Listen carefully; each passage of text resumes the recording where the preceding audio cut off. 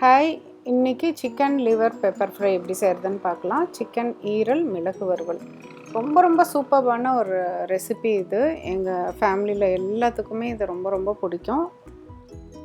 இந்த வீடியோ பார்த்துட்டு உங்கள் கமெண்ட்ஸை வந்து மறக்காமல் சொல்லுங்கள்.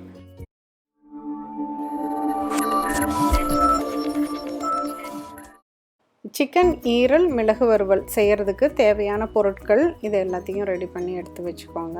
இது இப்போ எப்படி செய்கிறதுன்னு பார்க்கலாம். ஈரல் ஒரு 200 கிராம், அதுக்கப்புறம் பட்டை, கிராம்பு, மிளகு, சீரகம், சோம்பு, அப்புறமேலு ஜிஞ்சர் கார்லிக் பேஸ்ட்டு வந்து 1 டீஸ்பூன், அதை கொஞ்சம் தண்ணி ஊற்றி மிக்ஸ் பண்ணி வச்சுருக்கேன். அப்புறம் மஞ்சத்தூள், மிளகாத்தூள், கொத்தமல்லி தூள், தாளிக்கிறதுக்கு கடுகு, கருவேப்பிலை, இது எல்லாத்தையும் வந்து ரெடி பண்ணி வச்சுக்கோங்க. இது எப்படி செய்கிறதுன்னு பார்க்கலாம். ஃபஸ்ட்டு வந்து இந்த மிளகு, சீரகம், பட்டை, கிராம்பு, சோம்பு இதை வந்து ரொம்ப ரோஸ்ட் பண்ண வேண்டாம். பட் ட்ரையாகவே வந்து கொஞ்சம் ஓரளவுக்கு சூடாகிற வரைக்கும் அப்படியே வந்து வறுத்துட்டு அப்புறம் எடுத்துருங்க. ரொம்ப ட்ரை ரோஸ்ட் பண்ணுற அளவுக்கு விட வேண்டாம். அந்த ஃப்ளேவர் வந்து வேறு மாதிரி டேஸ்ட்டு மாறிடும். இப்போ இதை வந்து எடுத்துட்டு மிக்சியில் போட்டு முடிஞ்ச வரைக்கும் நைஸாக வந்து அரைச்சி எடுத்து வச்சுக்கோங்க. இப்போ ஒரு பேனில் வந்து 2 டேபிள் ஸ்பூன் ஆயில், நல்லெண்ணெய் நல்லா தான் இருக்கும். கோகனட் ஆயில் கூட டேஸ்ட்டு நல்லாயிருக்கும். கடுகு, கருவேப்பிலை போட்டு தாளிச்சிட்டு அதுக்கப்புறம் நம்ம மிக்ஸ் பண்ணி வச்சுருக்க அந்த இஞ்சி பூண்டு பேஸ்ட்டு, அந்த தண்ணியாக வச்சுருக்கேன்ல, அதை வந்து போட்டுக்கோங்க. இப்போ இதை வந்து நல்லா மிக்ஸ் பண்ணி விடுங்க.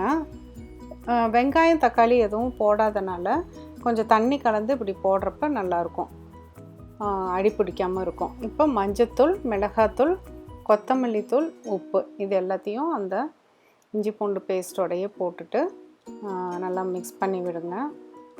இது மிக்ஸ் பண்ணுறப்பயே அந்த வாசமே ரொம்ப நல்லாயிருக்கும். இப்போ நம்ம க்ளீன் பண்ணி வச்சுருக்க அந்த ஈரலை வந்து இதில் போட்டுடலாம்.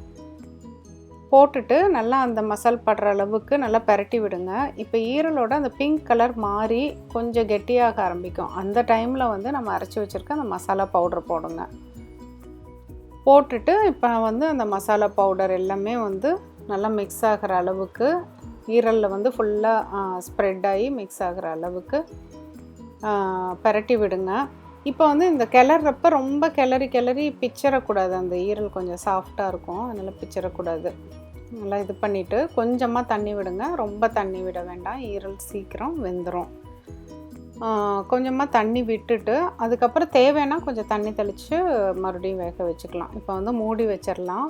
மீடியமில் வச்சுருங்க.